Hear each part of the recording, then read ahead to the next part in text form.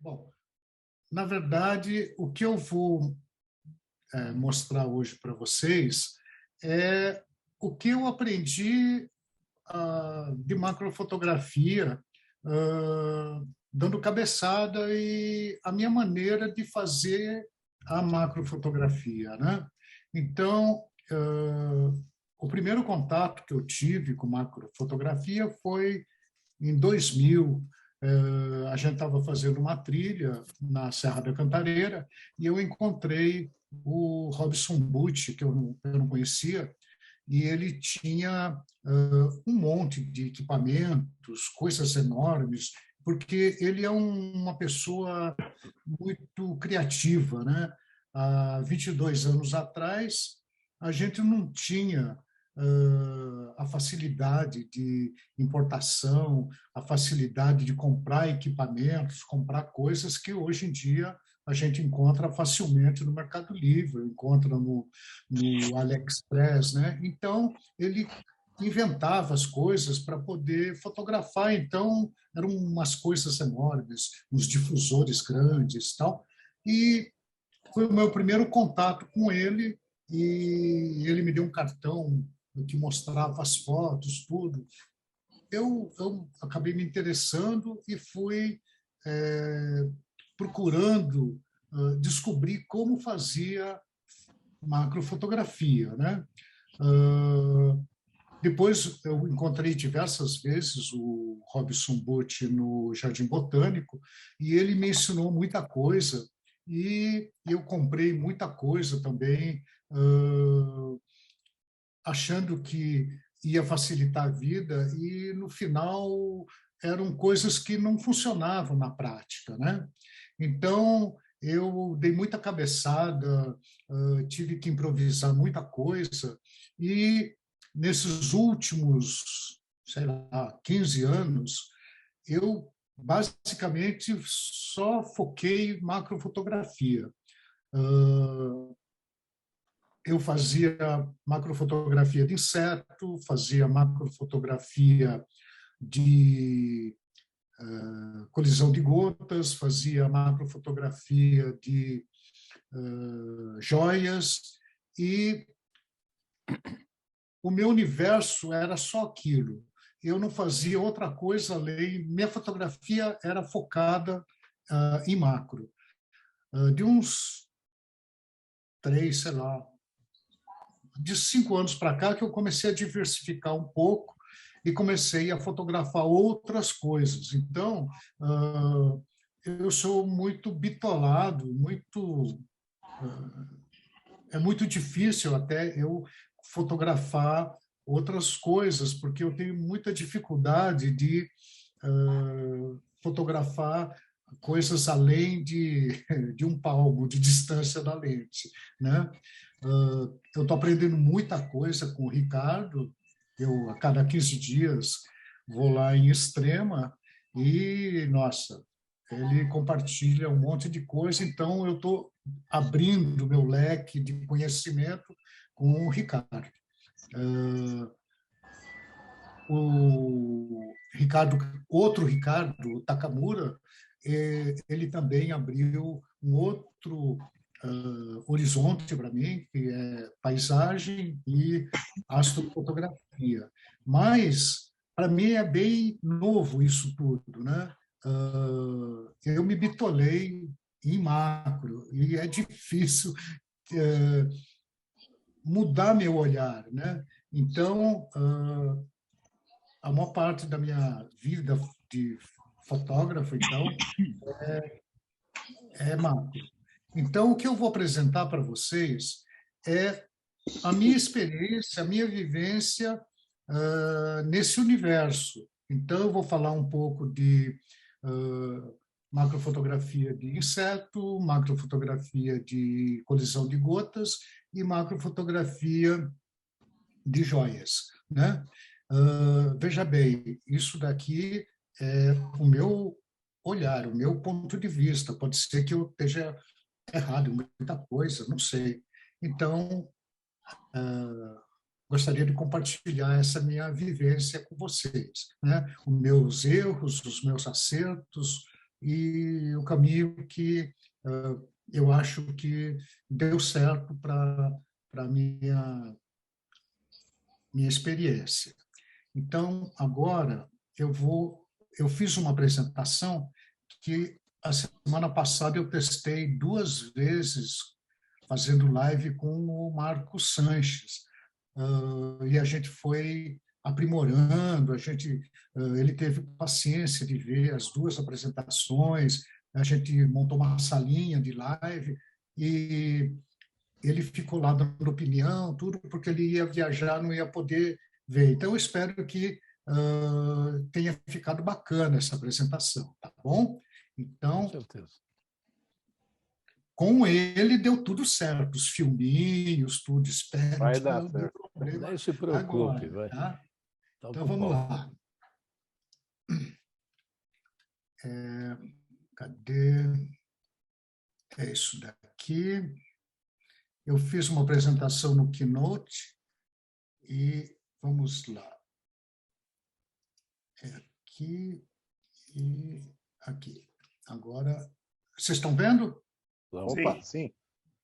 Perfeito. Então, a tela é essa, o começo da apresentação. O Cléo pediu para eu fazer uma apresentação pelo ABC Click, né? Então, eu preparei essa palestra aqui especialmente para vocês, tá? Então, Obrigado. espero que motive vocês a brincar com esse, eu acho, um mundo fascinante, né? Por exemplo, essa mosca aqui é um empilhamento de foco. Tá tudo bem? Tá todo mundo escutando? Sim. Sim. Essa mosca aqui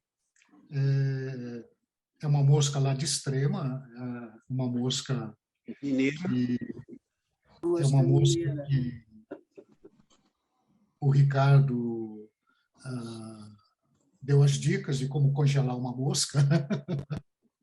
E essa mosca, infelizmente, eu tive que sacrificar essa mosca no congelador. E depois que ela morreu, foi feito o empilhamento de foco e dá para ver nitidamente todos os detalhes da mosca, né? Eu acho fascinante a gente, num bichinho que a gente não dá a menor importância, a gente vê belezas, né?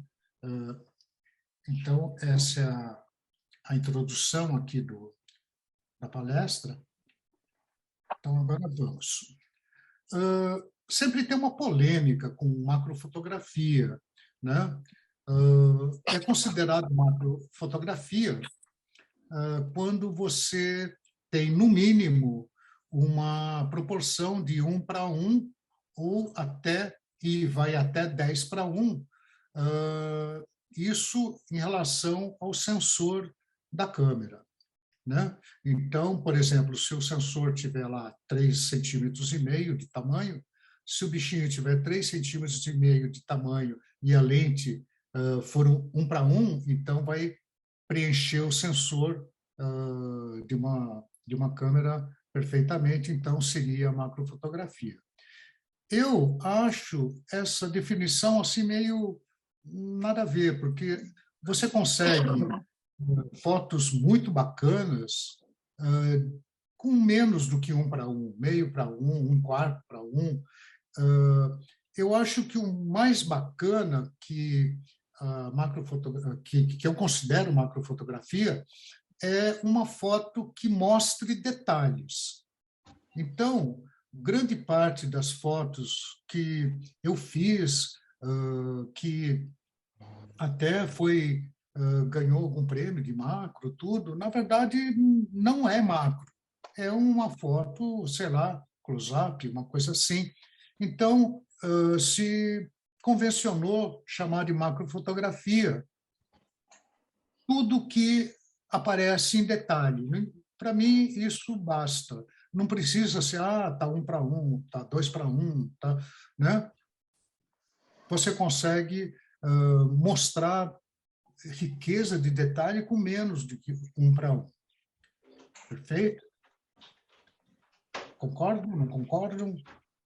Mesmo porque você, quando vê uma foto, você definir se essa foto é 1:1, ou 2:1, 10:1, fica complicado, né? Você precisa Então, saber o hoje em equipamento que dia, usou, a lente que usou, tudo, né? sim, hoje em dia, as câmeras estão cada vez mais sofisticadas e você consegue mostrar detalhes com... Eu, por exemplo, nem sempre preencho o quadro todo com o bichinho lá. Às vezes eu me afasto um pouco por dois motivos. Primeiro, porque quanto mais perto você está, mais complicado é a profundidade de campo, né? Vai dando desfoques. E se você se afasta um pouco, você consegue mais profundidade de campo. Então, muitas vezes eu fotografo o bicho, o assunto, um pouco mais afastado e depois eu faço um crop mais aproximado, né? Eu acho que grande parte das pessoas fazem dessa maneira, né? Faz uma foto mais afastada e depois faz um crop mais aproximado, né? No caso, essa mosca que abriu a live, você fez aproximado ou afastado? Na verdade, essa daqui... Agora ela tivesse inerte, né? Ela está morta, né? Então, eu consigo, e foi um empilhamento de foco, eu não sei se foram 20, 30 fotos, e foi com uma ampliação de 5 vezes. Então, aqui não tem crop, isso daqui é a bichinha enchendo o sensor mesmo, né? Depois, mais para frente, vocês vão ver alguns filminhos de empilhamento, vai dar mais ou menos para perceber como que está enquadrado o inseto, né? Bom, então, aqui fala de distância focal, né? Que a gente tem dois fatores, a distância focal e a distância de focagem mínima, que determina a relação de ampliação máxima da lente ou relação de reprodução, como por vezes é referida. Quanto mais se puder aproximar do motivo com uma lente de uma determinada distância focal, maior será a relação de ampliação que obterá. Então, por exemplo, uma lente 100 milímetro macro, ela, no foco mínimo, o mais próximo possível, é que ela faz 1:1, e daí é quando você está mais próximo do objeto, né? Então, eu vou falar um pouco mais para frente da distância de trabalho e da distância do comprimento focal, né? Então, aqui vamos começar como fotografar macro, né? Então, o meu início em macrofotografia, eu tinha na época uma câmera Canon 7D e lentes do kit. Eu não tinha, na época, eu não tinha nenhuma lente série L, era tudo lente, aquelas EFS, né? E a maneira mais barata na época foi comprar tubo de extensão. Mais para frente eu vou falar dos tubos, né? Então, se você quer começar a fazer macrofotografia, não quer gastar muito, a solução mais barata é usar uma lente invertida. Eu conheço pessoas que fazem fotos muito bacanas, invertendo a lente e até nem sem anéis para acoplar a lente do contrário na câmera. Segura na mão mesmo, né? E fotografa na fotografia raiz, né? Porque você invertendo, você não tem nenhum controle eletrônico que vai controlar a sua foto. Você tem que ir ali na tentativa e erro até acertar a luz, acertar a abertura, acertar tudo isso. O problema de você segurar a lente invertida na mão é que sempre o seu sensor vai ficar exposto, né? E pode acabar sujando muito, danificando o sensor. Então, existe... depois eu posso disponibilizar essa apresentação também, tá? Então, não estou me preocupando muito em ler todas essas definições. Então, a maneira mais barata é você comprar um anel que você acopla a lente invertida no corpo da câmera. Um anel desse está na faixa de, eu acho que era R$35, R$40 no Mercado Livre, né? O problema é tudo fica manual, né? Você perde os contatos eletrônicos que tem no corpo da lente porque ela está do contrário, né? Mas é uma maneira de você começar a brincar um pouco, de fazer fotos de objetos mais próximos, né? Eu não sei se alguém já tentou fazer isso. Eu tentei uma vez, eu não tive muito sucesso com isso, porque eu morria de medo de deixar o sensor exposto. Eu não comprei esse anel, né? E o meu primeiro equipamento foi tubo de extensão.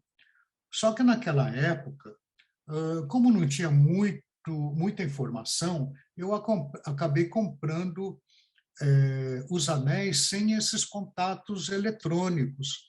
Então, a lente ficava totalmente manual. Não sabia dessa particularidade, né?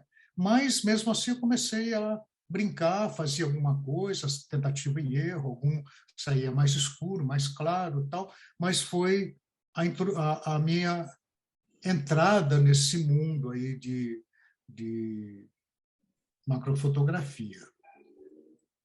Esse daqui esse modelo aqui é bacaninha, ele tem esses contatos aqui e está na faixa ali no AliExpress, eu acho que é 90 e pouco, R$100 esse conjunto, né? Aqui é um exemplo do que acontece com a sua câmera usando tubos de extensão. Aqui no caso... Posso só fazer uma pergunta? O tubo Pois extensor, não. ele tem que ser específico para o corpo ou para a lente? Esses tubos? É.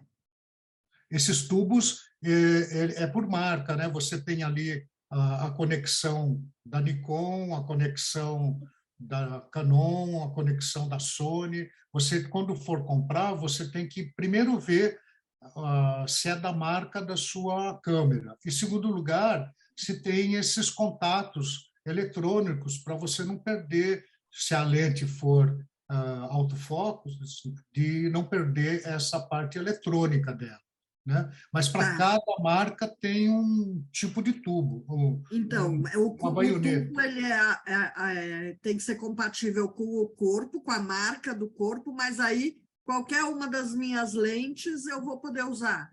Sim, sim. Tá. Na verdade, eles falam para usar no mínimo,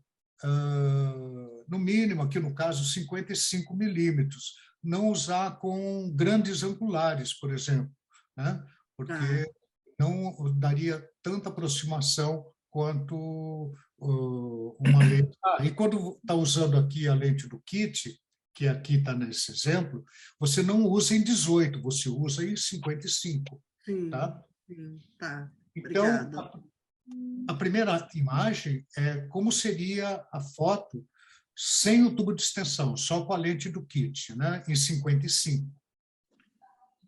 Daí, a segunda foto é com o primeiro tubo, de 12 milímetros, então teria uma aproximação dessa maneira.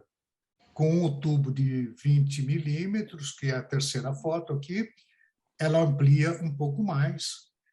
Com a foto de baixo, com o tubo de 36 milímetros, ela amplia um pouco mais e com todos os tubos juntos, ampliaria para esse tamanho, né? É claro que quanto mais tubos conectados, mais perto você vai ficando do objeto e você vai tendo cada vez mais dificuldades de focar, porque qualquer tremidinha vai sair do foco e você vai ter problemas de iluminação também. Aqui é um exemplo do que acontece quando você usa os tubos combinados ou não em relação ao seu objeto, né? Então, na primeira foto é uma flor ali com o tubo mais estreitinho, mais fininho. Então, você está a 21 centímetros da ponta da lente. Aqui é uma coisa só ilustrativa, não significa que vai acontecer isso com todos os comprimentos, todas as lentes que vocês estão usando. Isso é um exemplo hipotético. Então, com essa primeiro tubo, você está a 21 centímetros, vai aumentando o tamanho do tubo, vai ficando cada vez mais próximo, né? A segunda está a 13 centímetros, usando o tubo maior, que é de 36, você está a 7,5 centímetros, e daí eles vão somando os tubos, né? E vai cada vez mais diminuindo até chegar os 3 tubos juntos a 4,5 centímetros de distância do assunto. Isso significa que se você está cada vez mais perto, se for um inseto, você tem que chegar com muito cuidado para ele não ir embora, e dependendo do lugar que está esse inseto, você vai precisar de luz, vai precisar de LED, vai precisar de flash, vai precisar de iluminar aquele assunto, né? Então, quanto mais tubo, quanto mais perto, é mais complicado você iluminar o assunto. Rosa. Oi. Tudo bem? É Alberto falando. Opa. Rosa, eu tenho essa regra para os tubos vale para lentes que são macros já ou não? Vale também, mas veja bem, cada vez vai ficar uma lente macro, você já aproxima bem do assunto, você já tem uma profundidade de campo bem difícil, e quanto mais tubos você vai colocando, a coisa vai ficando cada vez mais difícil, né? Então, quando você coloca tubos assim, você vai ter que trabalhar com tripés, trabalhar com a câmera bem estabilizada para não perder foco, né? Então, porque mas você diz que porque eu tenho uma teleobjetiva 70-210 macro, e ela é bem antiga, mas ela funciona muito bem. E eu não sei, assim, a distância, porque toda vez que eu vou tentar fotografar usando esse macro, a distância me deixa um pouco atrapalhado, porque, de repente, o foco, onde eu quero pegar o foco em outro lugar, entendeu? Eu não consigo, eu não sei se é por conta de falta do tripé, eu vou tentar fotografar direto com a mão, entendeu? Direto na mão, o que eu já tentei. Então, eu nunca fui muito a fundo nesse sentido com essa lente, entendeu? Olha, quem tem bastante experiência em fotografar com tubo e uma 70-200 é o Ricardo Queteg Rodrigues, que está aí na palestra aí. Eu já vi o Ricardo fotografando com tubos, com uma 70-200 lá no estúdio dele, e, se não me engano, ele fez na mão, hein, Ricardo? Foi na mão, sim. A 70-200 para você ficar mais longe do que você está fotografando, né? E aí você tem chance de iluminar mais. Eu encho Mas de você- luz o objeto e usa 70-200 com tubo de extensão. Você Sem usa, tubo, sem o tubo. você usou que Na mão. tubo? Que tamanho de tubo que você usou? Eu lembro que você estava Eu usei aquele o maiorzinho. com 36. Eu lembro que você estava 36. fotografando umas lagartas lá, né? É. Uhum. Então usei o 36. Aham. Mas você teve Ricardo. foco automático, tudo, né? Tem, mas é aquele negócio. É mais fácil ir um pouquinho para frente, um pouquinho para trás e daí você coloca no foco e vai, né? Então, Ricardo, tá na mão, eu não fico muito no foco automático. Eu vou um pouquinho para frente, um pouquinho para trás. Na hora que travou o foco, eu tiro a foto, né? mas a tua lente ela é macro? Não, eu estava fotografando com a 70-200 normal da Canon. Então, eu tenho uma 70-200 antiga, bem antiga, mas ela é macro. Então, a minha pergunta, eu preciso usar um tubo extensor com a lente macro? Olha, Olha, bom, o Asa sabe melhor. Eu uso eu porque a acho minha o é normal. seguinte, você está com a sua lente, eu não conheço essa lente. Se você consegue uma ampliação boa com essa lente, definição bacana, eu acho que beleza. Com o anel, você vai ter um pouco mais de dificuldade, porque se ela é uma lente macro, você vai como é que fala? Vai potencializar a dificuldade de foco e a dificuldade de profundidade de campo, né? Tá. Então está respondido minha pergunta, é isso aí. Porque eu uso uma lente Canon 100mm macro que faz 1:1.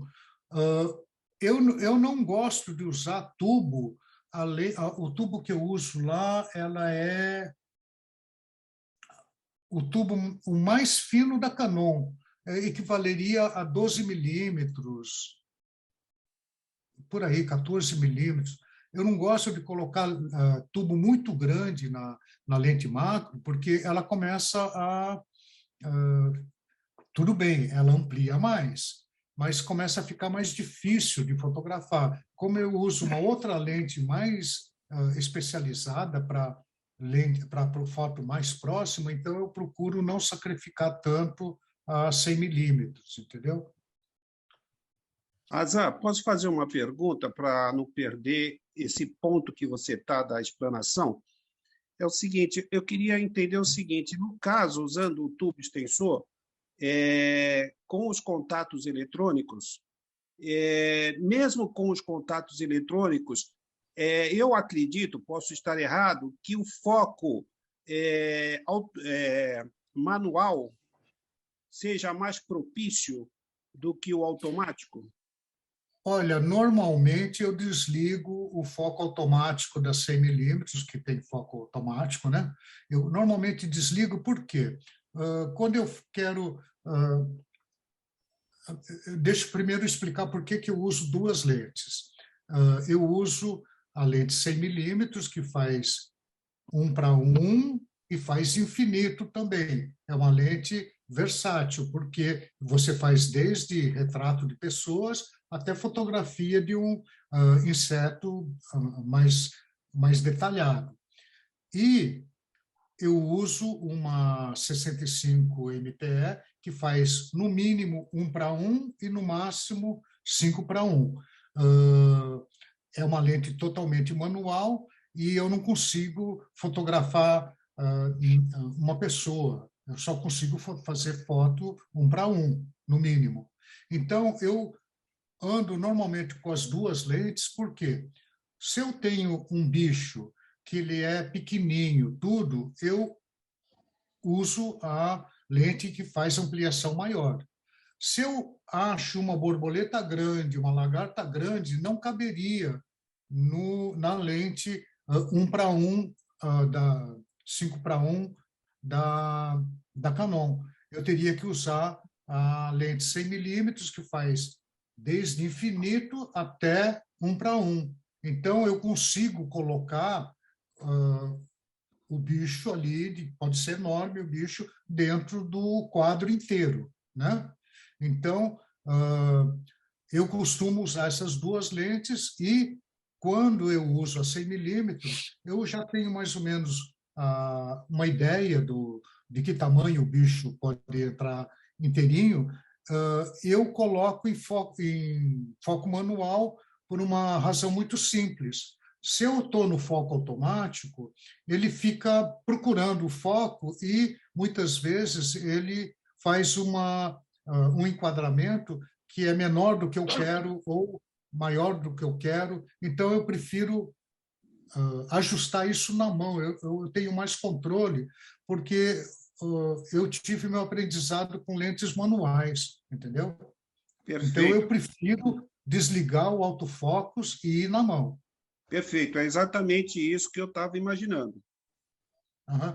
Por exemplo, você quer ser perfeccionista e, com uma 100 milímetros, você quer 1 para 1. Então, a única maneira precisa de acontecer isso é você desligar o autofocus, você colocar em foco mínimo, porque é no foco mínimo que vai estar 1 para 1, e você vai chegando no objeto até ele entrar no foco. Entrou no foco, está 1 para 1.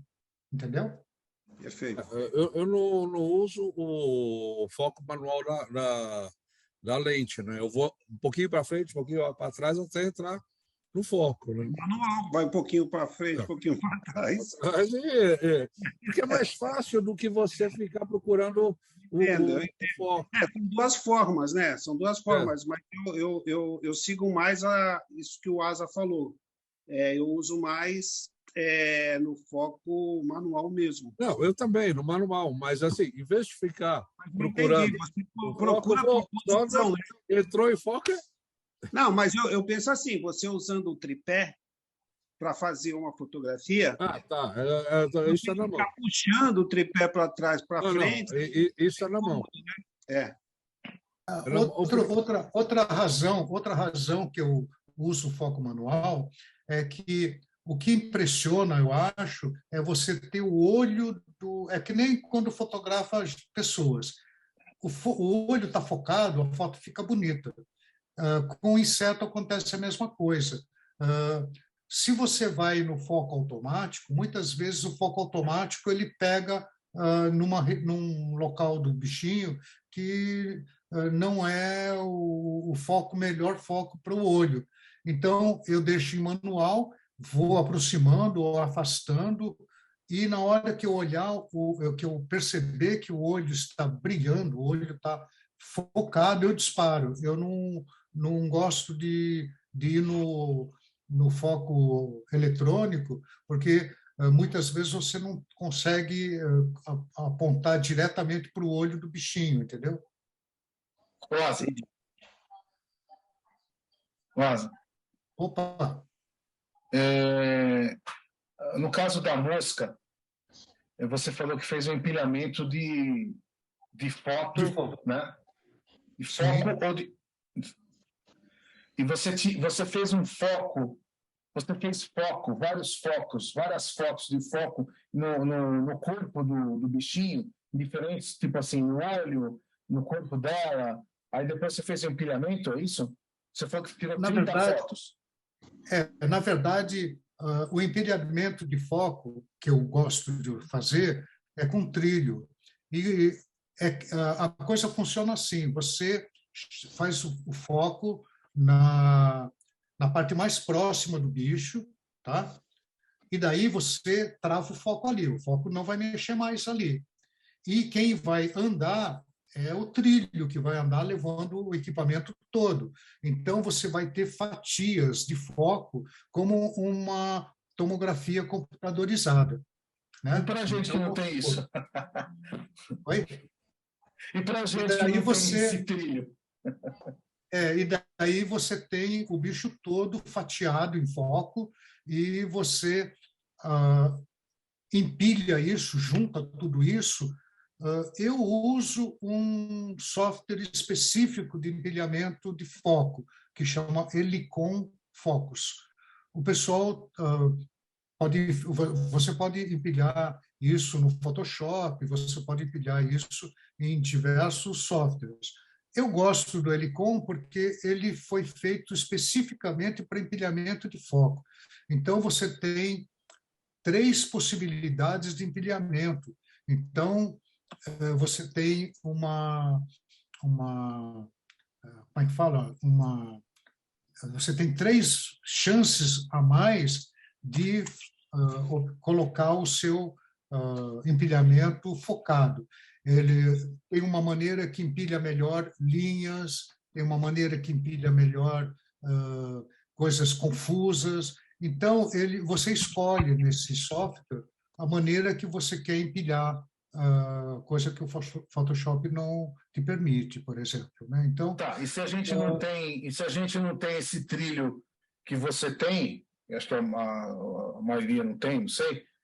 Como é que faz? Uma foto já basta ou você vai focando no manual mesmo, virando? Não, eu vou mostrar mais para frente. Você vai mostrar, beleza. As 2 maneiras de fazer, né? Tô indo progressivo, né? Tá. Então, é que a gente está ansioso. Esse quadro, beleza, né? Esse quadro aqui deu para entender, né? Dos tubos. Quanto mais tubo, mais perto. Quanto mais tubo, mais ampliação, né? Perfeito. Outra possibilidade de você ter foto aproximada, foto macro, é usando filtros ou anéis de close-up, né? Que você tem também, que nem tubo, você tem diversas, chama dioptria, né? Isso, mais 10, mais 4, mais 2, mais 1, e você vai colocando que nem filtro, esses filtros V que você põe na frente da lente, esses filtros de densidade neutra, você vai parafusando, vai rosqueando na frente. O problema da lente close-up é que quanto mais você vai somando lente, pior vai ficando a imagem, né? E outra coisa complicada é que, para você ter um bom resultado com lente close-up, como ótica, né? Isso é vidro, é cristal, sei lá, tem que ter qualidade. Então, tem alguns que são muito, muito bons, mas são muito caros, sabe? Então, começa a ficar proibitivo. E os que têm baratinho, eles são ruins. Então, no caso, o tubo de extensão é melhor, porque o tubo de extensão não existe essa ótica, né? Existe a distância, e o resultado é melhor do que você comprar esses filtrinhos mais porcaria, vamos dizer assim, mais acessíveis, porque o resultado é bem ruizinhos. Então, existe essa Hinox aqui, até mais famosa aqui. Para você ter uma ideia, você pega nessa lente, ela é toda de plástico aqui em volta, tudo bem ruizinho. Aqui no Brasil, você, quando encontra, está na faixa de R$800 essa coisinha. Eu acho melhor usar tubo, tá? É bem mais barato. Aí eu vou falar um pouco de comprimento focal. Na hora que você coloca numa lente macro você vê aquela escala de distância, né? Na verdade, não é a distância que você tem do objeto até a ponta da lente, é a distância que você tem do objeto até o sensor, tá? Então, na verdade, a sua distância de trabalho mesmo é muito menor, dependendo do comprimento da sua lente, né? Então, dependendo da lente, você chega mais próximo do objeto, porque o comprimento, a distância de trabalho é da ponta da lente até o objeto. Tem lente macro desde 30 milímetros até 200, se não me engano. Eu tenho a 65, a 100 e a 180. Qual a característica disso. Quanto maior, mais distante você pode ficar do objeto. E isso é muito interessante porque, por exemplo, você quer, que nem eu tenho amigos, amigas que só fotografam borboleta. Fotografar borboleta é complicado, porque se você chega meio perto dela, elas vão embora, elas voam. Então, o ideal para quem fotografa borboleta é ter uma lente longa, para você ficar mais distante do assunto, né? Por exemplo, se você chegar com uma 50, eu tive uma 60 milímetros, você tinha que chegar muito perto. Eu nunca conseguia fotografar borboleta, por exemplo. Eu ia chegando, elas iam voando. Então, dependendo do assunto, é interessante você ter uma lente mais longa, ou se você vai fazer joia, você pode fazer pertinho dela, não tem problema, né? Então, depende muito do que você precisa, do que você vai fotografar, né? Então, aqui, esse quadro aqui fala justamente aí da distância focal, que é até o sensor, e da distância de trabalho, que é a distância da ponta da lente até o objeto. Uma coisa complicada na macrofotografia é a profundidade de campo. Você vê aqui nessa aranha que eu fotografei, que o que está no foco mesmo são os olhos. O que está para frente está desfocado, aqui os palpos, né, dela estão desfocados, e do olho para trás, tudo desfocado. Então, ela tem isso de crítico, é a profundidade de campo. Então, quando você vai fazer macro muito aproximado, você tem que ter a ideia que você vai perder muito foco. Não adianta você chegar e falar assim, eu vou fechar totalmente o obturador, porque quanto mais fechado, mais profundidade de campo. Em parte, isso é verdade. Em parte, você perde qualidade de detalhes, de definição, né? A partir, eu acho que de 11, 16, a imagem vai degradando.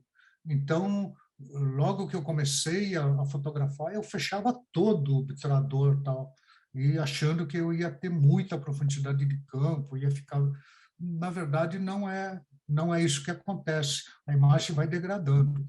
Então, eu fotografo normalmente em 11, 8, né? Procuro destacar determinadas partes do inseto ou da flor e sacrifico profundidade de campo.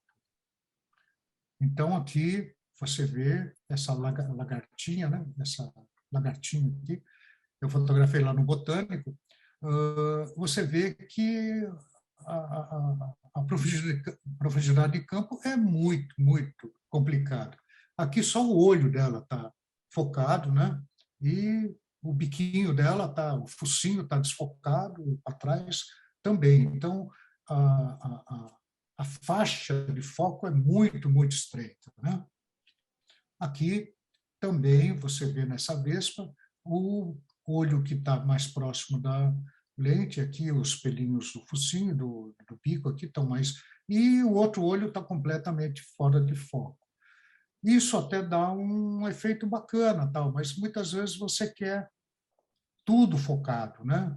Então, para isso, você tem que usar outras artimanhas, né?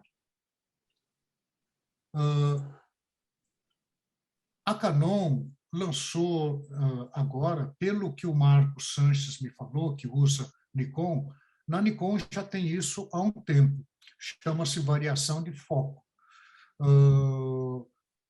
Eu estava conversando com o Ricardo aí no estúdio dele, ele tem uma 5D Mark IV, e, se não me engano, na Mark IV, 5D, se você atualizar o firmware dela, você consegue ter esse menu de variação de foco, que em inglês é Focus Bracketing.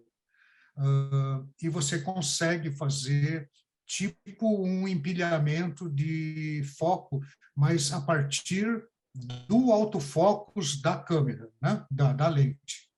Então, isso daqui tem na R6 e tem na R5, e, pelo que eu entendi, se você atualizar o firmware da 5D Mark IV, também vai ter. E na Nikon já tem isso, porque o Marco Sanches ele usa isso para fazer, ele tem uma série de fotos de conchas, ele empilha tudo na câmera, né? Então, como que funciona essa variação de foco? É uma mão na roda, ajuda bastante. Você seta o Bracketing de foco e ativa, e você pode setar até 999 capturas, né? E ele faz absurdamente rápido esse negócio. Eu não passei de 30. Eu nunca cheguei a empilhar 999, porque eu daria, vixe, um negócio imenso. Aliás, aqui no menu você vê, aqui no quadro 2, que ele fala assim, ó, tente criar uma nova pasta na câmera ali, por quê? Porque vai ser foto até da principal, né? Imagina você empilhar 999, você vai se perder ali. Então, ele fala até, olha, tente criar uma nova pasta para a sequência de Bracketing, né? Bom, como é que funciona isso? Você coloca o número de capturas, eu fiz um teste colocando 30 no máximo, porque era um objeto muito pequeno. Aqui no exemplo, acho que é menos de 30. Então, foi lá em Extrema que eu fiz isso, um caramujinho, coloquei a câmera num tripé, o caramujinho não ia fugir daí, né? E tirei uma única foto, que é a foto da esquerda. Então, você vê que só a pontinha da concha está no foco, né? Daí eu ativei a variação de foco e cliquei. Olha, é um negócio assim, ele faz em questão de... Ele tirou 15 fotos em questão de, sei lá, um segundo e meio. Um negócio absurdo. Na Então, R tem, Oasa, esse recurso? Na Canon R? Na Canon R tem esse recurso? Olha, pelo que eu li, eu acho que é na R6 e na R5. Pelo que eu li. Não sei, mas está, olha, quer ver? Eu vou voltar. Está nesse quadro aqui. Olha, tem nesse quadro aqui, que é a câmerazinha, a quinta opção aqui. Está vendo? Pelo menos na R6 é isso daqui, tá? Então, é no menu de câmera, não no menu de autofocus, no menu de câmerazinha. Tá? Daí você procura se tem... Se o seu menu tiver em português, vai estar escrito Bracketing de foco. Se for em inglês, é Focus Bracketing. Tá?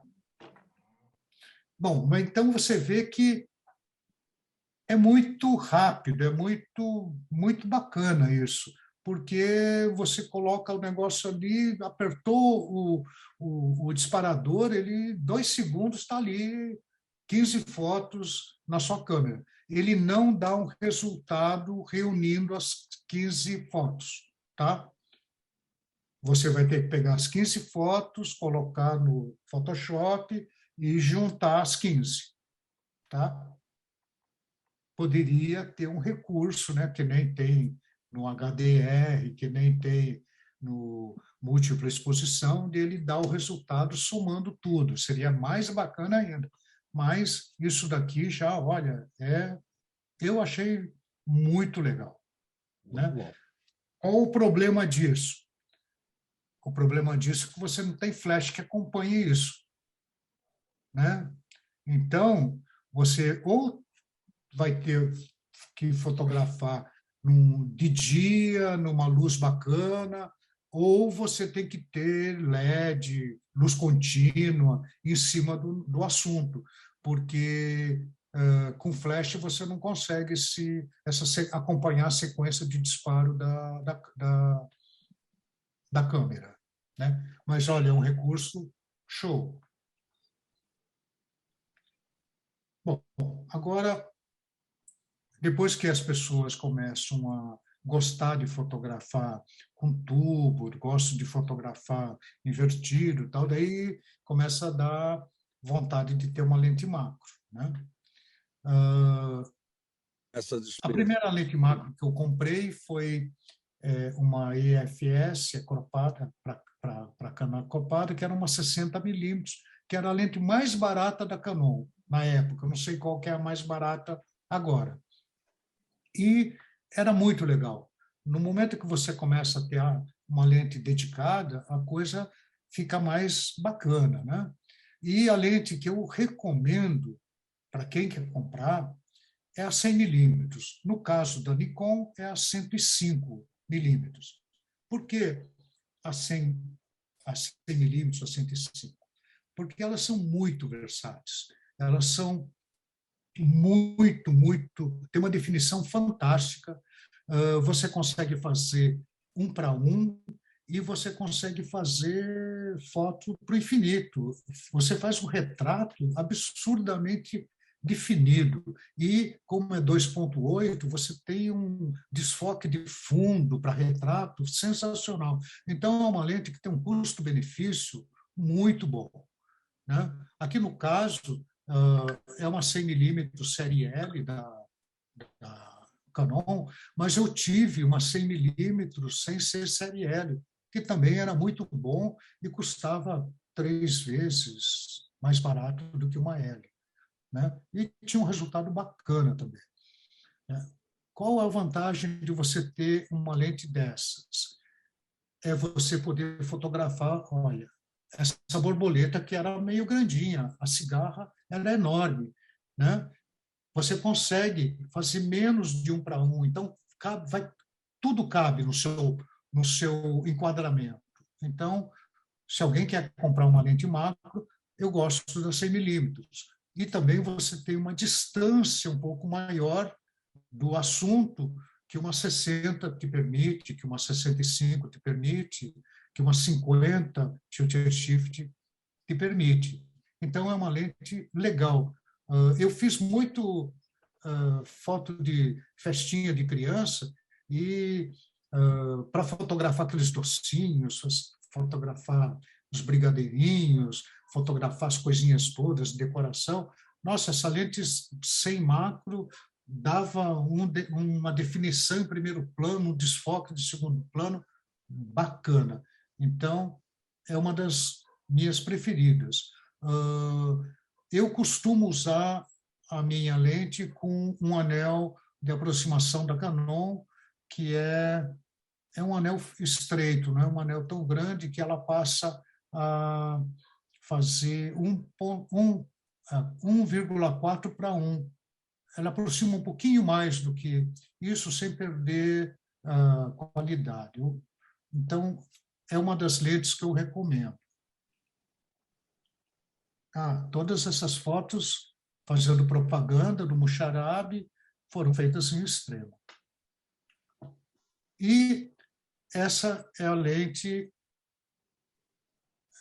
que permite fazer macro 5 vezes, de 5 vezes de uma vez até 5 vezes. Então, aqui na foto da direita da lente ela está recolhida e na foto da esquerda ela está estendida com o máximo. É uma lente muito difícil de focar, é uma lente muito escura, é uma lente que, quando eu comprei, eu me arrependi porque eu não conseguia fotografar com ela. Ela é totalmente manual e você respirou, saiu do foco. Você tremeu, saiu do foco. Então, foi muito duro aprender a fotografar com essa lente.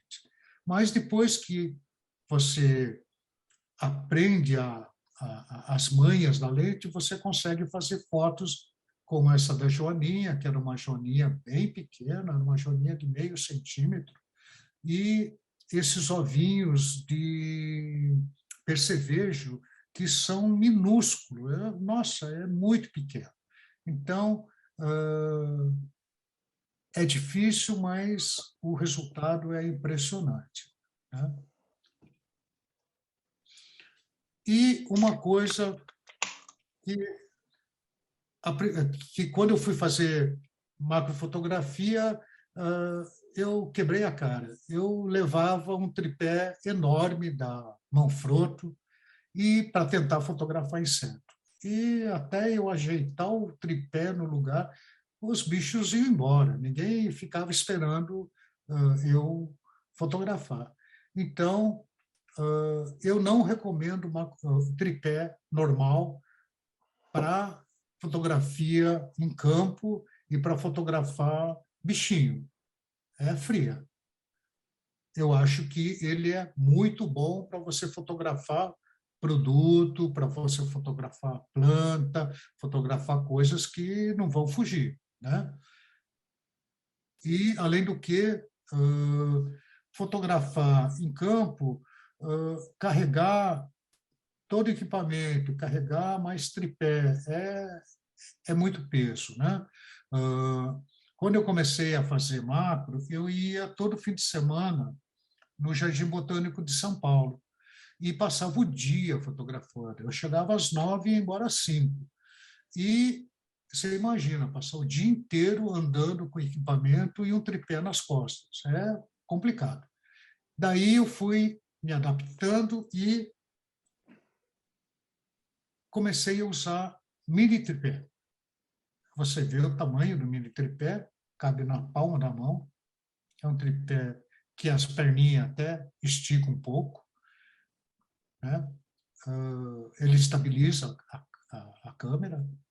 E no campo ele é bem prático. Você pode apoiar isso daí no seu corpo, pode apoiar na bolsinha que vem nele, né? É fácil de transportar, é leve. Então, foi a maneira que eu encontrei para fazer fotografia em campo, né? Então, ó, esse é o mini tripé que eu uso, ele vem numa bolsinha, né? Eu penduro no pescoço, e daí você vê o tripézinho, ele apoiado dentro da própria bolsa dele, ele estabilizado, ele não, ele fica firme ali. E o interessante é que você fica com uma mão totalmente livre, você não tem que ficar segurando a câmera, você só vai disparar a câmera e com a outra mão você pode segurar a folha, pode segurar o galho, que normalmente está ventando, normalmente balança, e daí você segura a folhinha, né?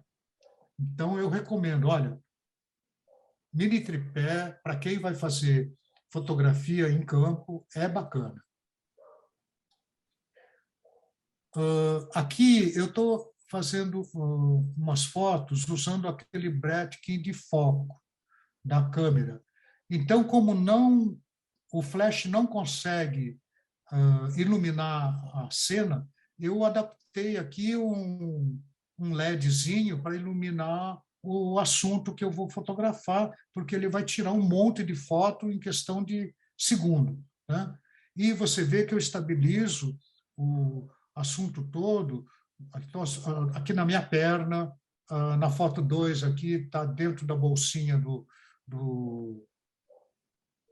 tripé, e na foto 2 eu também mostro como que eu estabilizo a planta quando está ventando. Você vê que com o dedo médio e o indicador eu estou segurando a folha para a planta não balançar, e eu estou estabilizando na ponta da lente para dar firmeza no que eu estou segurando e poder também controlar o foco ou aproximo um pouco mais, fecho um pouco a mão, afasto um pouco a mão, para ter o foco preciso no assunto, né? Então, a maneira que eu encontro para focar o assunto é tendo que estabilizar a câmera, estabilizar a planta que o bichinho está, né? E ter firmeza nessa hora. Ok? Tudo bem?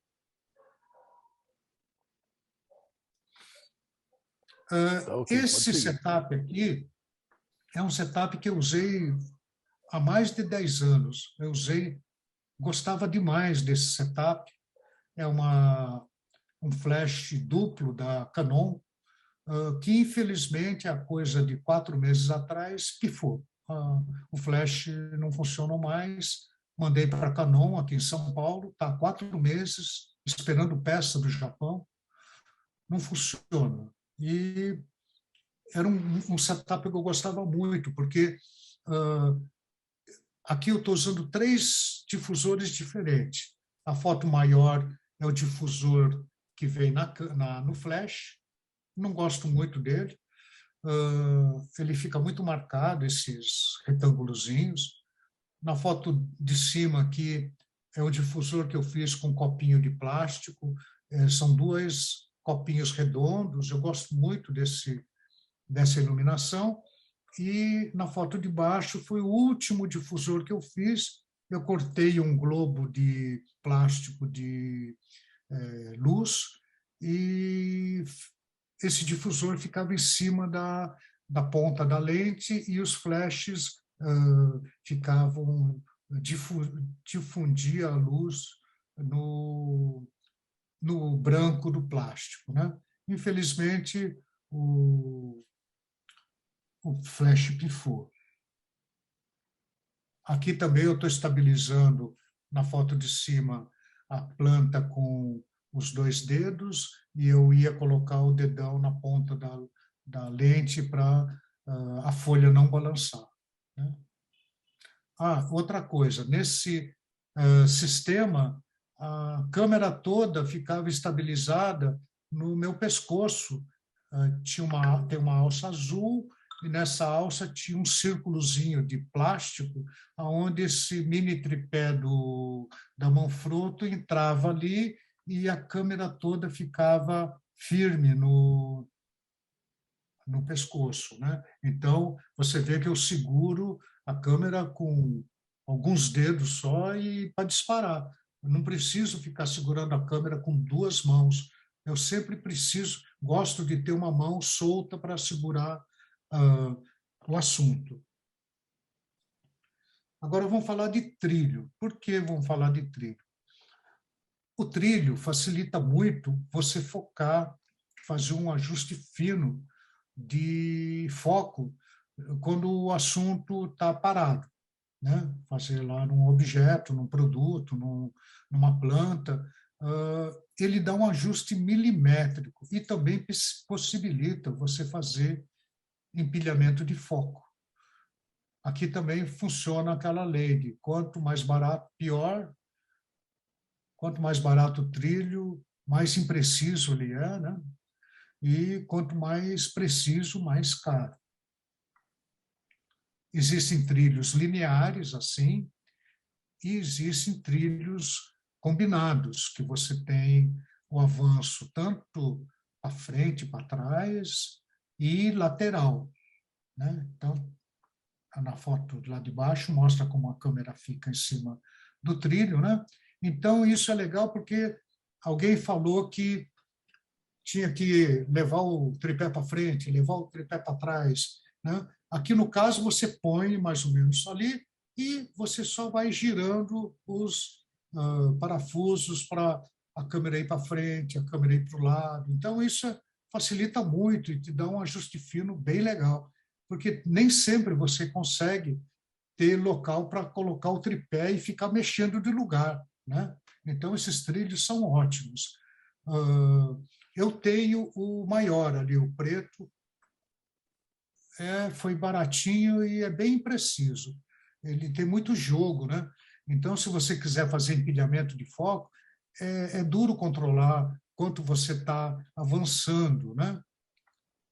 Porque é o seguinte,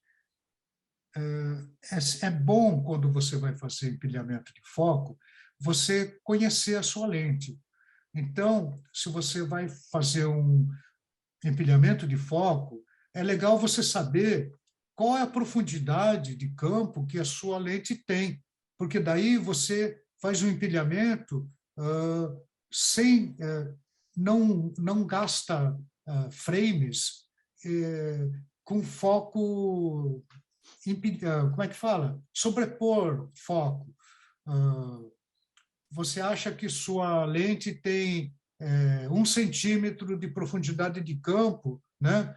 Mas, na realidade, vamos supor, ele tem 2 centímetros, e daí você começa a fazer fotos com 1 centímetro, e daí você vai tirar o dobro de foto que se você tivesse avançando 2 centímetros, entendeu? Então, é bom saber para não ficar empilhando desnecessariamente o objeto.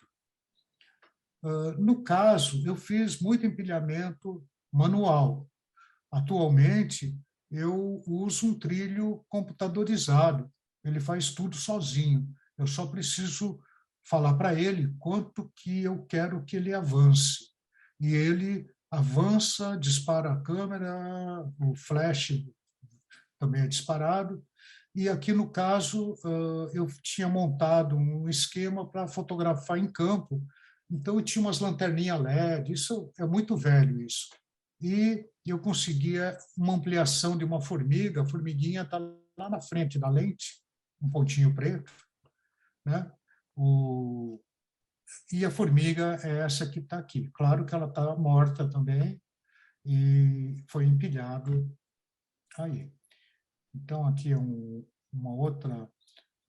outro enquadramento. Você vê na tela da câmera que o que eu consigo visualizar com essa lente que está ampliando 5 vezes a formiguinha ali, né? Então, realmente amplia bastante. E aqui é um empilhamento que eu fiz numa mariposinha lá em Extrema, que estava morta. É impressionante o número de insetos que morrem atraídos pela luz, né? Depois eles acabam não podendo sair e morrem. Então, eu peguei essa mariposa, que já estava morta há algum tempo, ele está até meio prejudicado, assim, e empilhei. Eu espero que esse vídeo vocês consigam ver.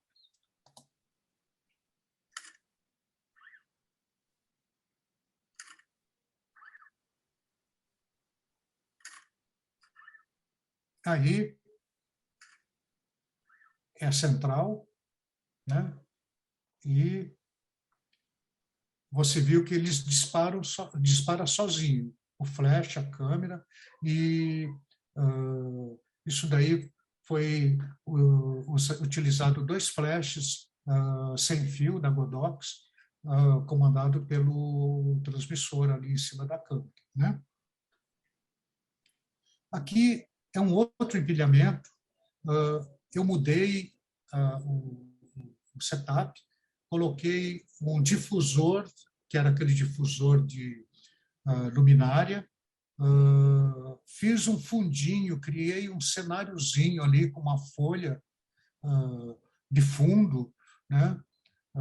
Apoiei os flashes em cima de paçoquinha, em cima de lata de salsicha, foi uma improvisação, né? E aí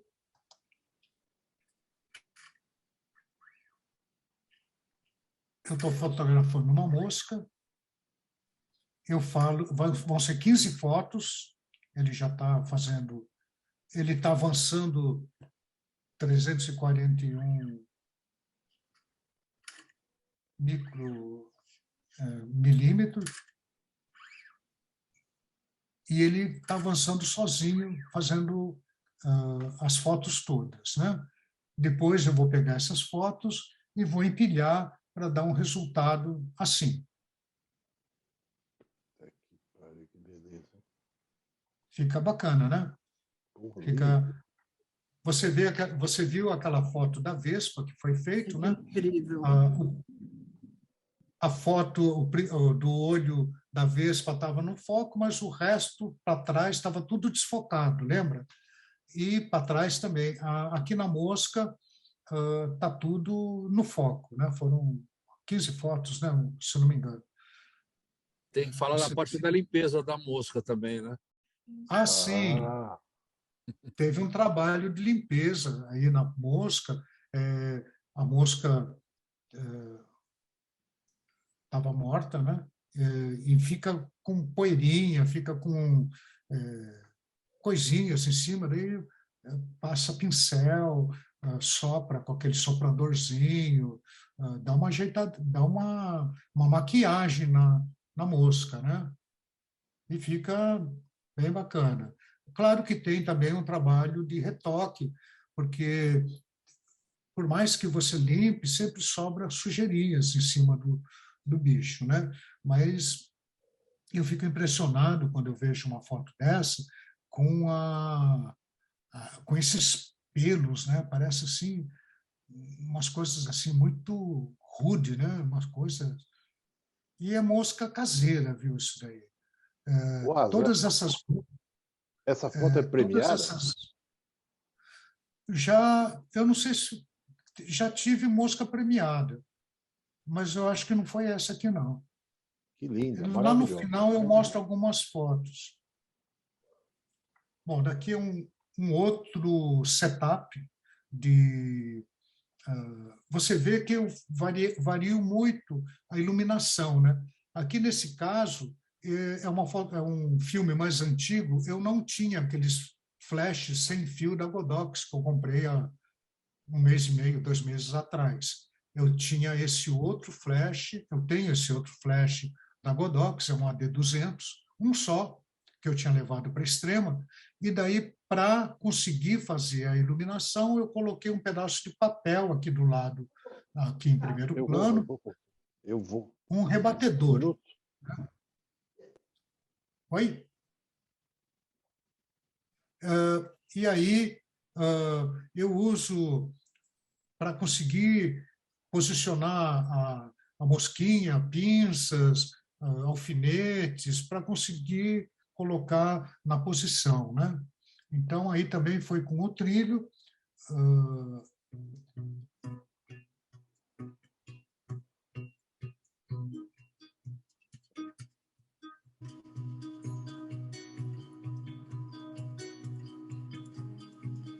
O trilho é computadorizado, tem um motor que leva ele para frente, a mosquinha caseira, doméstica, né?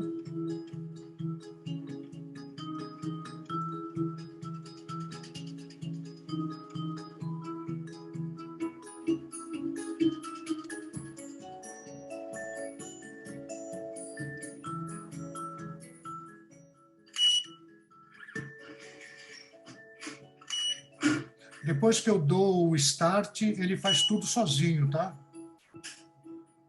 Se fosse um trilho manual, eu avançaria pelo parafuso, eu avançaria e dispararia. Avançaria e dispararia.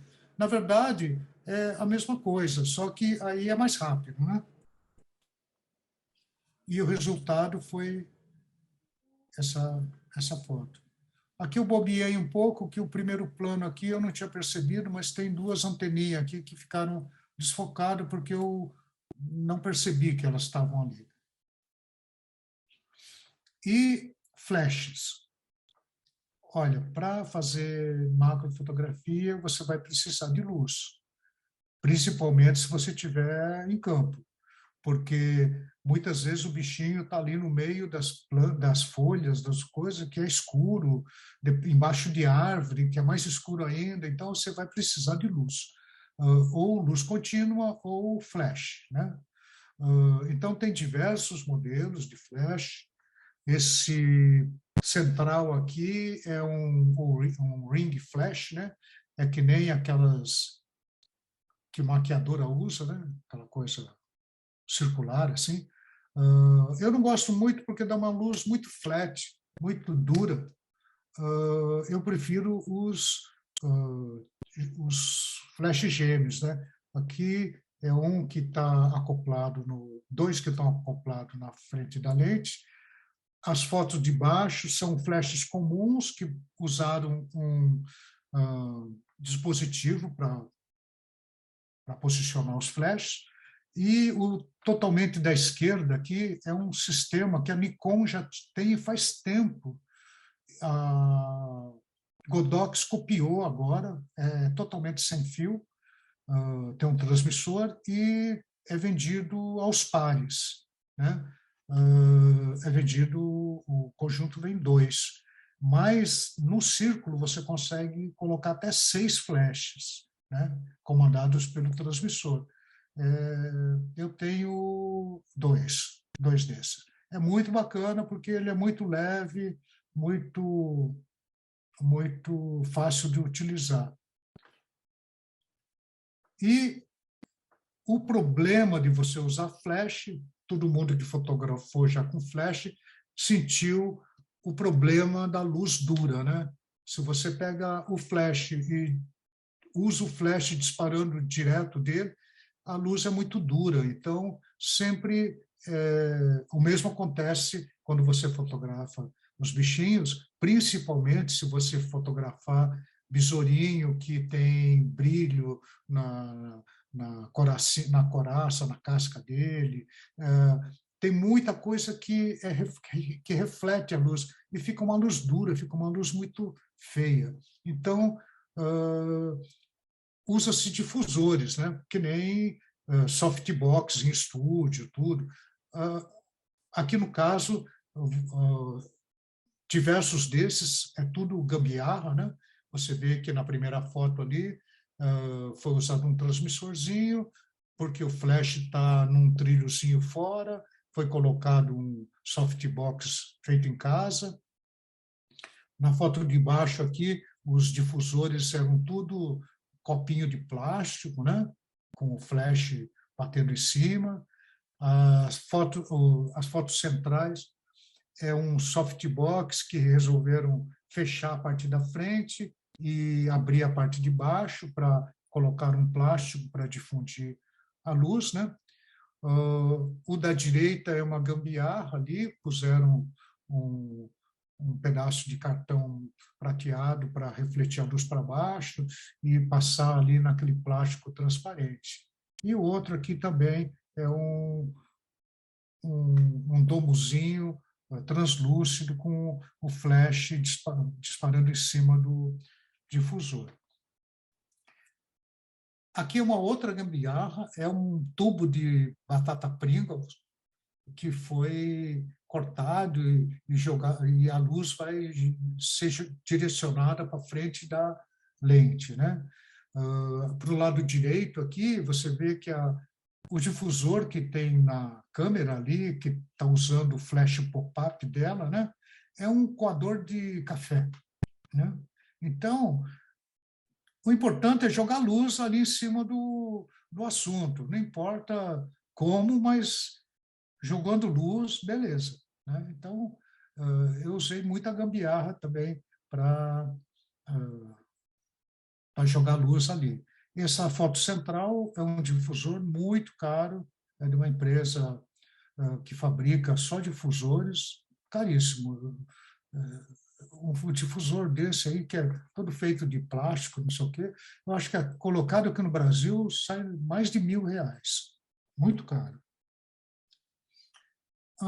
Agora é o seguinte, eu estou fazendo um comparativo de tamanho, né? As câmeras e lentes que eu costumo usar.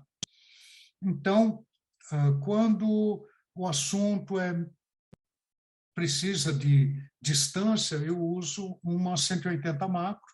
Quando o assunto é muito perto, eu uso essa MP 65, que faz de 1 a 5 vezes.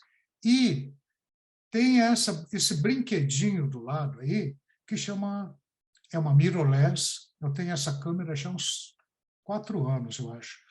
Ela parece um brinquedo, ela é minúscula, as lentes são todas de plástico, mas o resultado é surpreendente dessa câmerazinha. é uma M50, ela aceita lentes intercambiáveis da Canon, você pode comprar um anel adaptador e todas as lentes da Canon servem nela. Então, cabe na bolsa, cabe em qualquer lugar essa câmerazinha. Claro, ela não é tão rápida, ela tem suas limitações, mas para brincar é muito legal. O diferencial dela é que ela, com essa lente 28, é uma lente macro, está escrito ali, super macro até, e ela vem com luz na ponta da lente. Ela vem com LED duplo, que acende em 2 intensidades de luz. Então, para quem quer brincar só, é uma lente, uma câmera muito legal. Olha a diferença de tamanho de uma 180 com tudo ali, e veja bem, as câmeras maiores aqui estão sem os flashes, estão sem os transmissores, estão sem os difusores. No caso da pequenininha ali, ó, ela está completa, né? Então, a diferença, né, o comparativo de tamanho, para eu usar a full frame, eu preciso do transmissor, dos flashes, do conector e do difusor. Aqui no caso, eu comprei esse difusor, é feito lá na Europa, acho que é um país do leste europeu. Muito legal, muito bem feito para esses 2 flashes da Godox. E o bacana é que a conexão é por ímã. Então, quando você não está fotografando, você tira rapidamente o difusor da frente, então fica um trombolho a menos para você usar. Mas olha só a diferença de setup, né? Da pequenininha para a grandona. Claro que a grandona faz fotos mais bacanas, mas para quem quer brincar, a pequenininha é sensacional. Então, aqui é um exemplo de foto feito com esse difusor. Essa foto foi feita lá em Extrema também, e é interessante quando você começa a conhecer o lugar que você está e você monta um cenário. Eu percebi que na parte da manhã, quando tem sol, as vespas elas vão para tomar água. Eu não sei porquê, mas essa vespa aqui, que é uma vespa, um marimbondo tatu, que chama, ela fica um tempão bebendo água. E ia beber água ali na vasilha dos passarinhos, que eu coloco comida. Eu coloco comida e coloco um pote de água para os passarinhos beberem água ali. E daí eu falei, puxa vida, elas estão aí, essas vespas. Eu vou...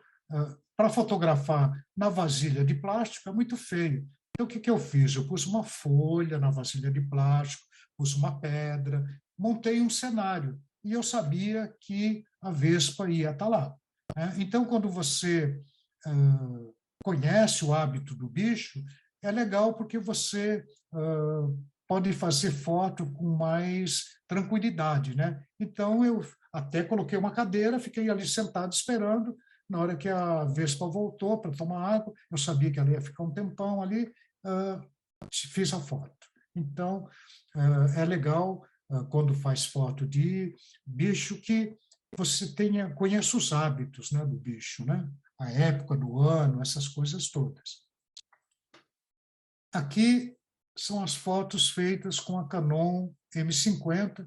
Você vê que a luzinha acende ali na frente, ilumina tudo. E as 2 fotos que eu fiz foram com ela, sem crop, do jeito que saiu da câmera. Tá? Então, você vê que tem uma aproximação bacana, né? Esse brinquedinho. Você vê que ela cabe na palma da mão, essa lente, essa câmera, né? E, além de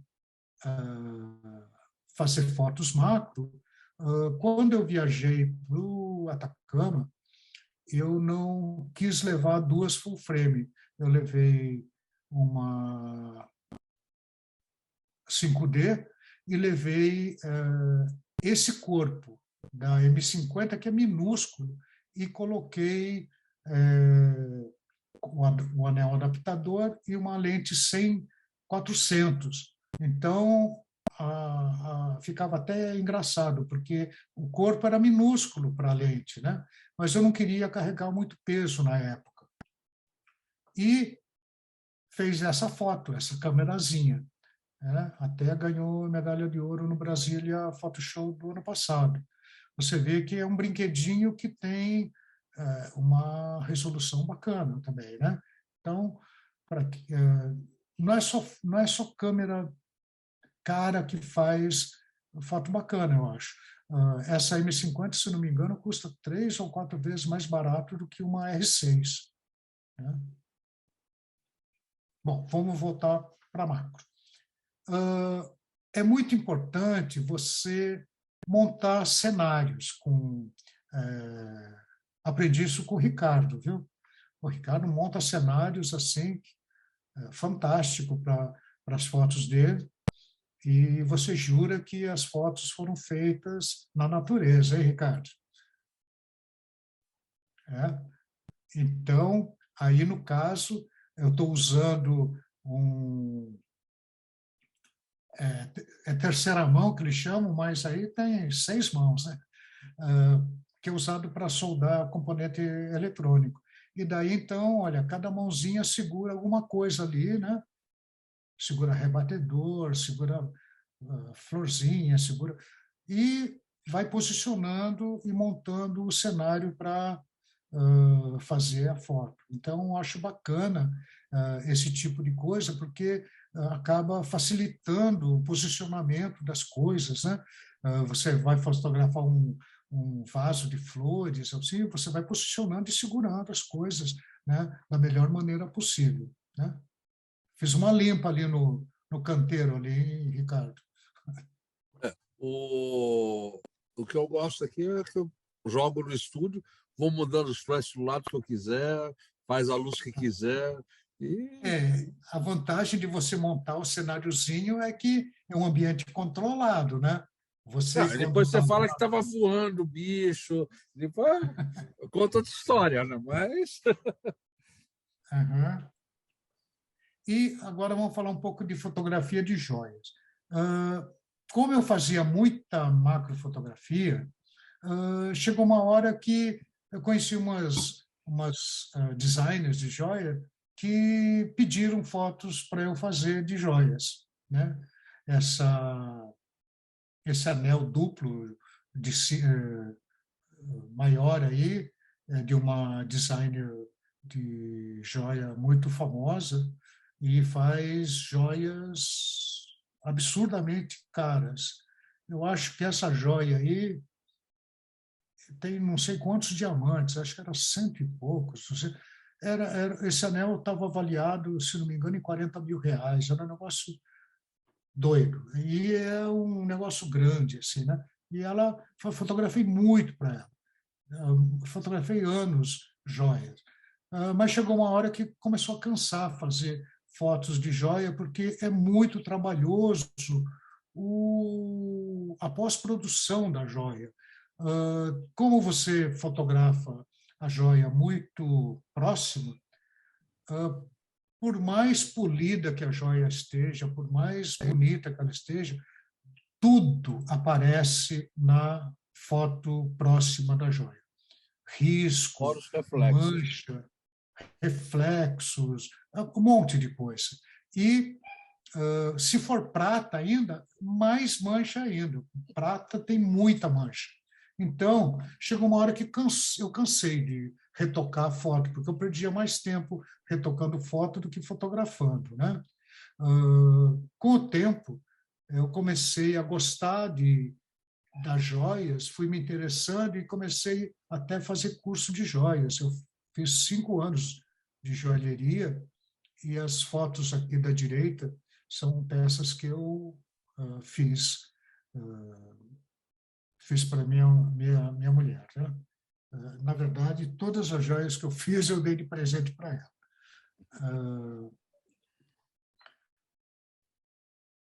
Para fazer uma foto de joia bacana, ou você empilha, ou você no caso, eu gosto de utilizar essas lentes tilt and shift, que você muda o plano focal. Então, no caso aqui desse anel, o anel está de lado, né? Inclinado a 45 graus. Então, a lente tilt and shift foi colocada também torta, acompanhando a linha da joia, e você vê que o desfoque que está tendo de fundo ali é inclinado. Então, para você ver como a lente tilt and shift, ela muda o plano focal. O plano focal aqui está inclinado em relação ao sensor, porque o normal seria desfocar paralelo ao sensor, né? Então, aqui no caso, desfocou inclinado, e se eu utilizasse uma lente plana, né? A parte de trás do anel aqui, o ângulo que está em ângulo, estaria desfocado. Aqui, no caso, o anel todo está focado, porque a lente acompanhou o ângulo. Então, são lentes bem específicas, elas são lentes para serem usadas em tripé, elas não têm foco automático, é foco na mão, e são muito manhosas. Então, tem que fotografar com ela totalmente estabilizada, né? Então, é para coisas que realmente você tem tempo para fazer.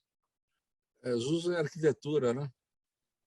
Usa muito em arquitetura, porque corrige perspectiva, usa muito em culinária, porque você coloca desfoques aonde você quer, né?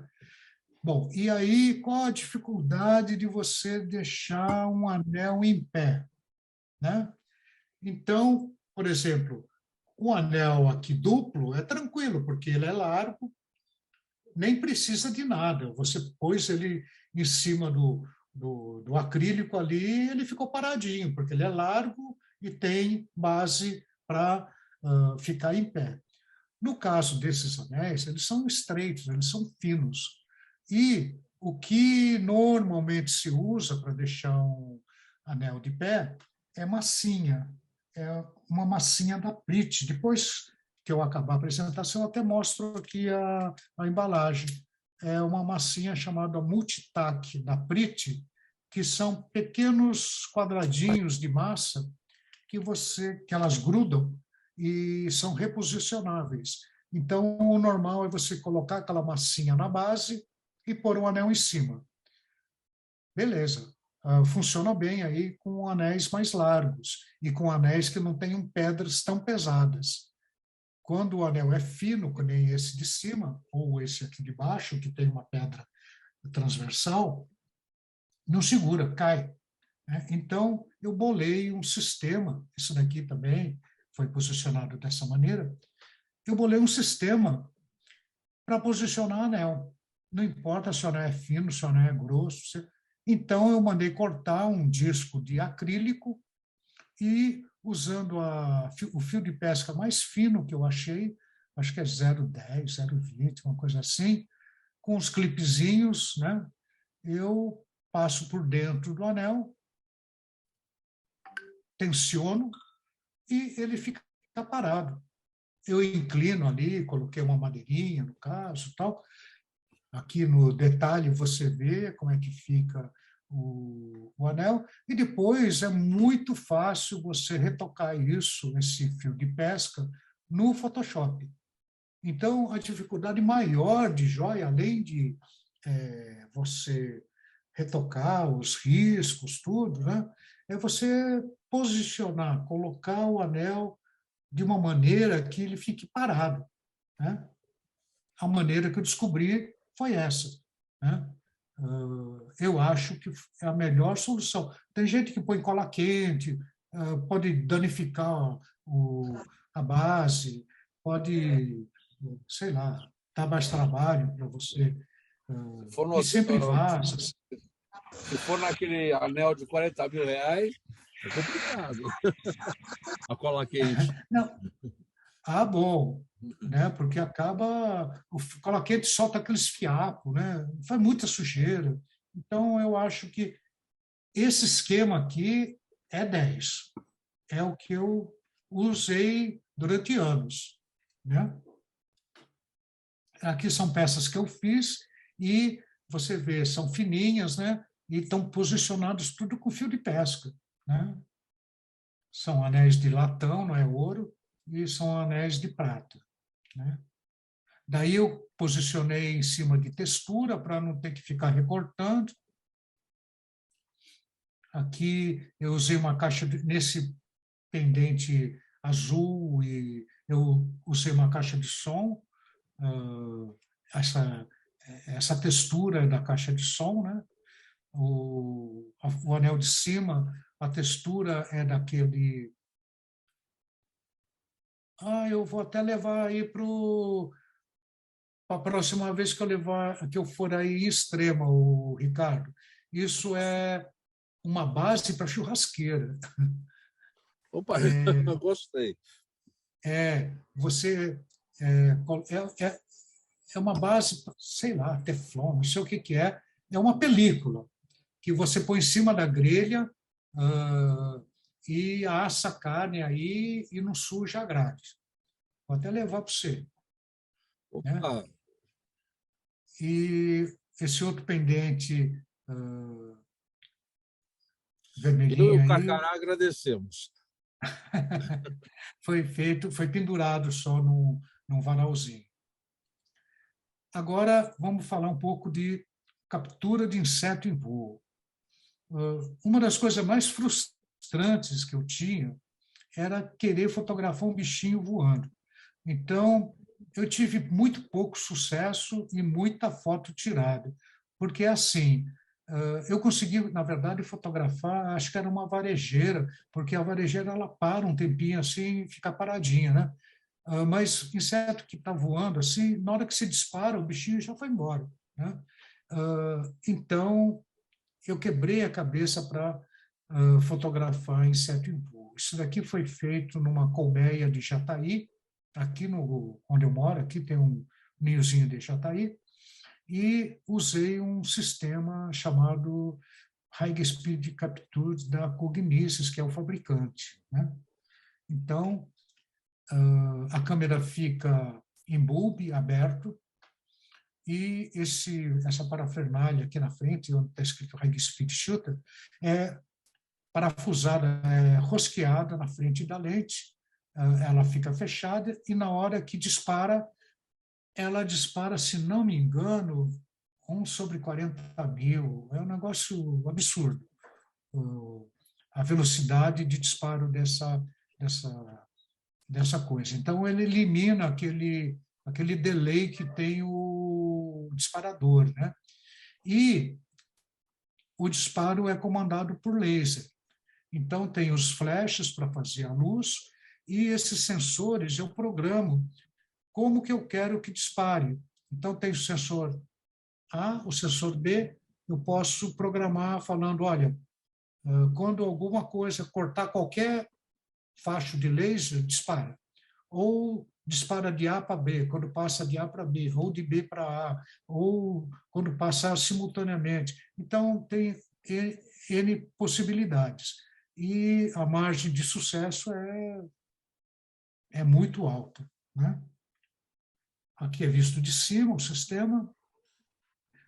Esse microprocessador que comanda aí é o mesmo que usa no empilhamento de foco, né? Esse multiprocessador ele é eficiente para um monte de coisas. Ele dispara por som, ele dispara por laser, ele dispara por infravermelho, ele dispara por um monte de possibilidades, né? E outra coisa que eu uso em macro é fotografia de coleção de gotas. Também um produto que eu uso é da Cognisis, é uma empresa americana que faz produtos muito bons. Essa sequência de fotos é variando algumas frações de segundo no microprocessador. Então, você vê que uma foto não é igual a outra, mudando assim frações de segundo. A gota muda o desenho muda, o impacto muda tudo. É muito bacana o que acontece numa colisão de gotas, né? Aí eu usava uma lente 100 milímetros, mas quando eu usava o líquido era leite, acabava espirrando muito na lente e espirrava muito também. Eu usava como é que chama aquilo? O lace hood lá, o parasol, né? O parasol da 100 milímetros por dentro tem um feltro, e aquele feltro começou a embolorar tudo. Então, eu comecei a fotografar com a 180, que eu fico mais longe do assunto, e daí não tive mais problema de respingo no equipamento, né? Aqui tem um vídeo de como é feito. Esse equipamento todo tem 3 sifões. Cada sifão eu posso colocar uma cor. Isso é feito na penumbra, os flashes que capturam a colisão. A captura não é feita pela câmera, é feita pelos flashes, né? Aí está no claro só para poder filmar.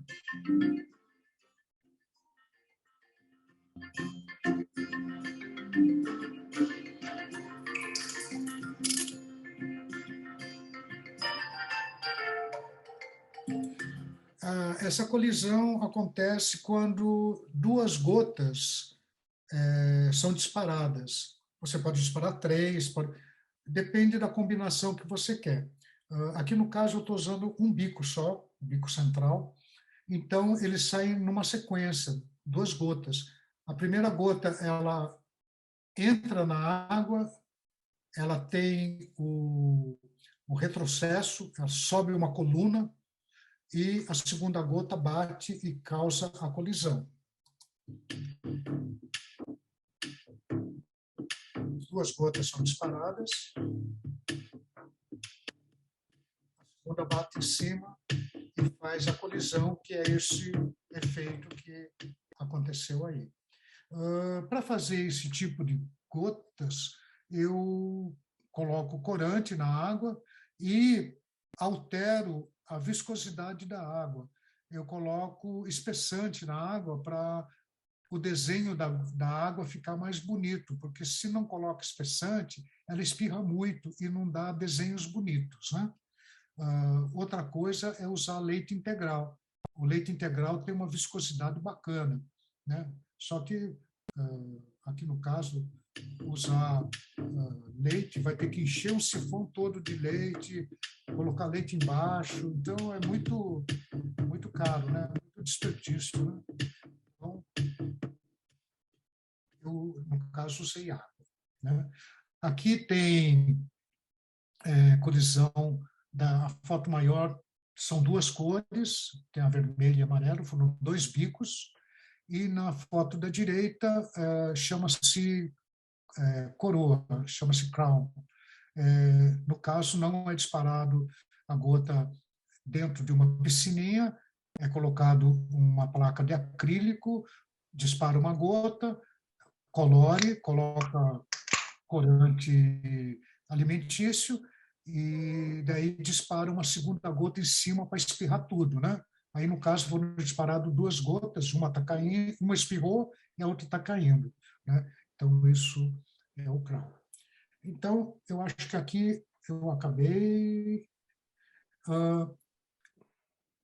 Agora, são fotos minhas que, lá no começo, eu falei de que macrofotografia era fotografia de 1:1 a 10:1, né? Para ser considerado macro. Na verdade, não é isso. Esse besouro assassino, ele é meio grandinho, tá? Ele deve ter uns 5 centímetros, mais a perna esticada, mais a folha toda. Então, aí deve estar meia vez, sei lá, 1/4. E você vê que no Photo Nature ela ganhou diploma de melhor macrofotografia. Se fosse levar em consideração a definição, não seria macro. Mas por isso que eu falo, a foto ficou bem definida, mostrou todo detalhes de uma ação, tudo. É macro. Para mim, é macro. Né? Aqui, no segundo Fortunato, teve menção rosa. Esse gorgulho, ele realmente era bem grande, então também não é uma macro. Essa lagarta foi lá no Muxarabe, foi uma lagarta bem grande. Essa lagarta devia ter, olha, uns 15 Pelo menos não é centímetros. mosca agora, né? Só tinha mosca. Essa lagarta era muito grande e ganhou também medalha de prata no Fortunato. Aqui é um crown feito com leite. Eu gosto muito dessa foto porque ficou bem diferente, bem bacana. Foi uma das primeiras fotos que eu fiz com leite e ganhou no Salão de Araraquara de 2014, segundo lugar. Essa daqui em Araraquara também é uma aranha dentro de uma folha, ganhou uma menção honrosa. Esse bauru ganhou menção honrosa. Esse bicho era bem grande, devia ter mais de um palmo. Aqui é a Copa do Mundo da FIAP, foto aceita. Daqui também foi Copa do Mundo da FIAP. Essa também, Copa do Mundo da FIAP. Essa foi medalha de ouro no Salão de Montenegro. Essa mosca foi muito interessante. A gente estava batendo papo lá no estúdio. Foi no Muxarabe, né? Sim, estava batendo papo lá no estúdio. Essa mosca estava morta no meio do chão, no meio do... Eu quase pisei nela. Ela estava morta. E eu peguei a mosca, até a esposa do Ricardo estava do lado. Eu falei, essa está com cabeça, porque uma vez a Simone separou uma borboleta para mim e falou, olha, achei uma borboleta para você morta aqui, tá bonita, tal. Na hora que eu peguei a borboleta estava sem cabeça. Eu falei, tá sem cabeça. Daí essa daí eu falei, essa mosca está com cabeça. E daí estava bem suja, daí eu limpei a mosca, tudo, montei um cenáriozinho, coloquei uma florzinha ali, montei um fundo e empilhei essa mosca e ganhou a medalha de ouro, né? Essa daqui também é uma outra mosca do Muxarabe. Você vê como tem mosca lá, hein? E é interessante porque quando você olha, parece que todas são iguais, as moscas. Na hora que você fotografa com detalhes, cada uma é diferente, cada uma tem uma cor. Nossa, é muito bonito isso, assim, sabe? Claro, ninguém quer uma mosca na comida, mas olha só a beleza dessa mosca, né? Foi menção honrosa. Essa daqui também foi no Muxarabe. Você vê que é uma mosca totalmente diferente, mas quando você pega, você fala, é uma mosca, e é totalmente diferente da outra, né? E acabamos. Então, aqui é o meu Instagram, o meu Flickr, né?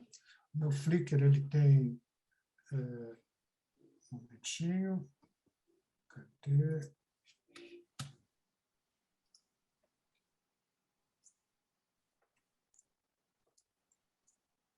Muito bom, Ada. Foi excelente aí. Alguém quer fazer alguma pergunta aí? Dá para ver a tela aqui? Hã? Sim. Não está dando para ver a sim. tela. Dá para ver sim. Dá para ver um monte de bichinho aí? Dá. Ladinho, dá. Do lado Então, esquerdo. no meu Flickr aqui, tem mais de 1000 fotos. A maior parte eu fiz no Jardim Botânico em campo, né? Então... Nossa, Asi, quando você chega no Jardim Botânico com aquelas engenhoca, o que pensam de você? Então, mas acontece... Eu vou parar o compartilhamento. Acontece que lá no Jardim Botânico, eu não voltei lá depois que privatizaram, mas é um dos locais mais seguros que tem para você fotografar. Pelo menos era. Mas quando te vem com aquele monte de coisa lá, não sei, hein? Se Não, pensam ele que o diz lugar que é é tão seguro, portátil. falou, entrou. Tem muita segurança lá dentro, né? Muita segurança. Tem restaurante bacana, tem banheiros limpos, né? É bem legal. Então, olha, eu frequentei lá anos e anos ali. Bom, eu falei que ia mostrar a massinha, né? A massinha é isso. É pretty multitask. Vende na Calunga, ele vem em um monte de quadradinhos, né? E você pega os quadradinhos, faz bolinha, né? Faz bolinha. Isso daqui ele não perde, ele é reutilizável, ele não perde a aderência, ele não mancha. É usado isso daqui para posicionamento de provisório, de cartaz, de foto, de coisinha assim na parede da porta, né? E muito usado para posicionar joia. Você prega no chão e põe um negocinho em cima e gruda. Mas eu sou mais aquele minha engenhoca de pesca. Isso. acrílico, né? Eu espero que tenham gostado. É uma abordagem do que eu aprendi sozinho, aprendi com os amigos, e é o que eu gosto de fazer. É esse mundinho que a gente quase não consegue olhar os detalhes, né? É a colisão de gotas, que é muito efêmera, você nunca vê, né? E é isso.